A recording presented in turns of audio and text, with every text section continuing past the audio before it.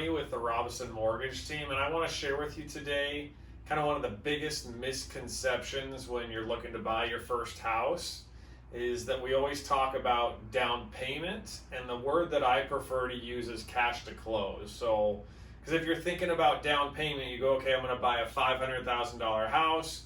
I'm going to put $50,000 down, so it's a 10% down payment, and that's all that I need to have. But that's a little bit of a misconception, and this is where cash to close comes in to be a really helpful term because it captures in not just your down payment, but also closing costs and then interest and impounds. So I'm going to walk you through this sheet today, just a simple way to understand, again, what's my cash to close versus what's my down payment amount that I need for this loan. And again, cash to close is more helpful because that's how much money you actually need to have, where the down payment just describes the difference between the purchase price and the loan amount. So I have a simple example here. It's a $500,000 purchase. It's 5% down conventional loan. So $500,000 purchase, loan amount ends up being $475 because you're putting $25,000 down. And just a quick little sneak peek here, I'm going to scroll it down a little, and you can see that your cash to close here is $36,624 versus that down payment of $25,000. So if you were under the misconception that, hey, I just need to bring in the down payment, then you're going to be really surprised at the very end by this extra $11,000 here that you need to bring in. And one just simple rule of thumb that I like to use for people, if you don't want to get into all the details and everything, is really just tack on $10,000 to your down payment, and that's going to give you a rough idea of what your cash to close is. Now remember, we're just licensed in California, so I'm talking about in California and more specifically San Diego County. When you get into different counties, there's different property tax amounts and those kind of things, but roughly, especially in San Diego, this $10,000 over will help you understand, hey, that's about how much I'm going to need. And then your loan officer or we can provide you these real specific numbers up front. So before you go to look at a house, you know, hey, I'm capped out. I want to stop at $500,000 because $36,000 is the max I want to bring in. I don't want to go over that. So let me just walk you through a few of these closing costs. Some of the basic things that you're normally going to see. First one here is an admin fee. We're a broker, so you'll see different admin fees depending on the lender that we're using. Some will roll it into other costs so you don't see it, but at the end of the day, it's something that the lender is charging just to cover some of their back-end costs. Your next item you're going to see on here is credit or charge for interest rate. The other words you're going to hear for that is points. And the way that I explain this to people is basically you're going to pay more to get a lower rate, or you're going to pay less or get money back to take a higher rate. So the lender really doesn't care how they're making money.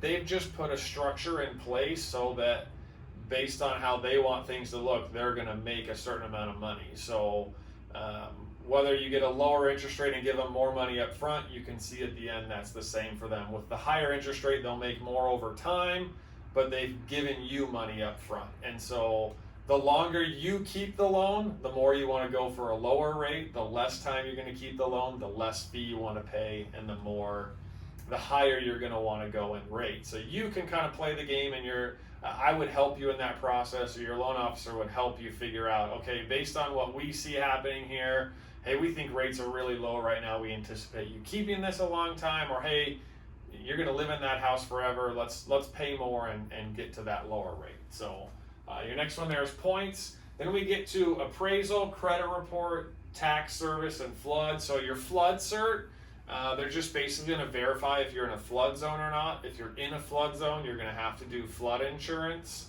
Appraisal, this is one of the items that you're actually going to pay up front. You're going to do a credit card that it's going to go directly to the appraiser. The appraiser is picked randomly, so they're put into a computer system, randomly generates an appraiser who's going to go out. They're going to give you an idea of what the value of the house is. The lender's going to use that value, but you're going to get the report, and the report's going to explain how that appraiser came up with that value.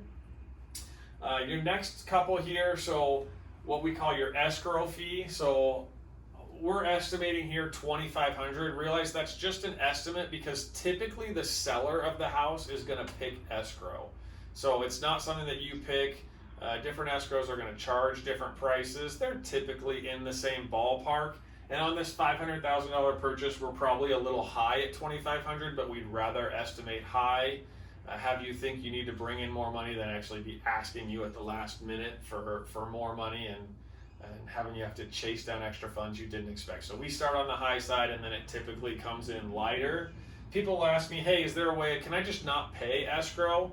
And I think when they ask you that question, the best thing to do is explain it to you. What does escrow do? Are they really worth $2,500 and realize the sellers are paying the same thing on the other side? So they're making $5,000. So you go, are they really worth that $5,000, or can we just ignore them? And if you imagine yourself going to a sporting event or a concert and you're scalping tickets. So you walk up to a guy, he offers you 4 tickets, he wants $1,000, you're like, great, let's make a deal. The problem always is, hey, do I give him the $1,000 first, or does he give me the 4 tickets? And you sense that there's an issue there. And these 4 tickets, when I go to walk into the event, like, are they gonna scan and actually work, or did I buy fake ones? And so this is really what escrow is doing, is they're getting in between the two parties. So they're an unbiased third party. They're basically taking the money, taking the house and switching it, and then making sure everything in the contract is executed in the way that it's supposed to be, that the contract is actually followed. So if you think about it, on this purchase, they'd be taking on about $1 million worth of liability plus doing all that work. And when you think of all that, you go, $5,000 starts to make a little bit of sense here. So your next one, very similar. Title insurance, typically the owner's policy, so the one you get as a buyer, is covered by the sellers, but the lender's policy you're going to pay for. And what that does is just verify the person selling you the house actually has the right to do so. So if you're living there and someone ever came and knocked on the door and said, hey, you know John Smith that sold you this house? Well, that wasn't the right John Smith. I'm really John Smith, so this isn't your house. And what the title insurance would do is defend you in court. If they lost, they'd give you your money back. I've never seen anything like that happen before, but it's because of this process right here. Because you pay for this insurance, they're out there verifying, making sure the person who can sell it to you is actually the right person. So last thing on this closing cost side here, notary fee. So the notary is actually going to come to your house or wherever you want to sign. They'll verify you are who you are and sign all of the documents with you. We're going to jump over to this side here. What makes this a little bit different is this is mostly things you would pay for ordinarily. So meaning that it's not really a fee. This is what goes along with the house. So your first item here, prepaid interest. The best way to explain it is, imagine you purchased a house today. What is the date? June 17th. So imagine you purchased a house today. You would actually skip your July payment, and your first payment would come up on August 1st. So August payment actually covers all of July's interest, but you can see there we have an issue covering the interest from June 17th to July 1st. So this is where we take it up front. Again, something you would ordinarily pay because you've gotten a loan, that interest is due, and you're just paying it here. We estimate it at 15 days, so if you close at the end of a month, you'll see less. If you close at the beginning of the month, you're gonna see a lot more. After that, we get into really your impounds here. So hazard insurance, homeowner's insurance, fire insurance, those are all words that you'll hear. It's the insurance. You get to go pick this company. You get to go find them. You can use the company that's doing your car insurance right now. You can find somebody different. But at the end of the day, they're going to have you pay a whole year's up front. We estimated it here at $100. In San Diego, if you're in more of a fire zone, it can be more expensive. If you're kind of more city, you're going to see less expensive than that. But again, you pay a year up front, and then they always keep a 3-month reserve. So essentially that 3-month reserve is there, and then they're building up for the next year. So the most you see is 15 months. And then with property taxes, those are due twice a year, and they keep a 3-month reserve as well. So you think about it, you're building up for when it's due, you need to have 6 months to pay it, plus your 3-month reserve. So the most you'll have of that in an impound is 9 months. And depending on When you close, depending on when property taxes are due, you'll see those numbers higher or lower, but it doesn't have as big of an effect because if they're a lot higher, typically the seller lived in the house for part of the time that those property taxes are due, and those they will give you a credit. They will cover their side of when they live there. They will pay for those property taxes. So last two items here, they're typically not lender costs, but we really like to try to show you everything so you know all in. You're typically going to do a pest inspection, verify there's not a big termite issue at the house, and then a home inspection that's just going to tell you anything that could ever be wrong with the house. They'll check every outlet. One of my favorite things they typically do is wave a wand over all the walls to try to find leaks behind the walls. They're just going to, again, tell you everything that could ever be wrong with the house. Both of those items you're going to pay separately, typically with a credit card to those service vendors.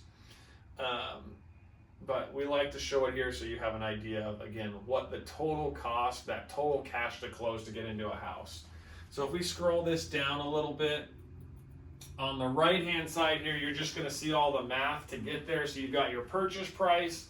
You're going to add those closing costs, prepaid charges, the initial into escrow. You're going to subtract the loan amount, and it's going to give you that total cash to close number of this $36,624.10 on this specific scenario. And then over on this side, you'll see your monthly payment, which was not really what we're covering in this video, but those are the two key things that you really want to know when you're going out to buy a house. Hey, what's my monthly payment and how much cash do I need to bring in to close? So hopefully this gave you a good idea of the difference between down payment, cash to close, and how we come up to with cash to close.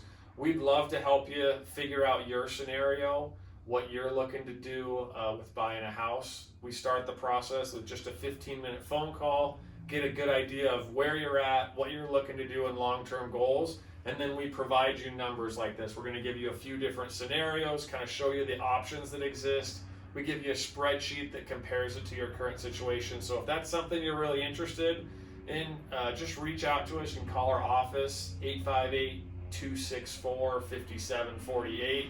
Just direct message us through whatever you're watching it on here, and we can get in touch, or just Google us. You can check out our reviews online, that kind of thing. So Robinson Home Loans, and look forward to catching you the next time we're here to give you some information.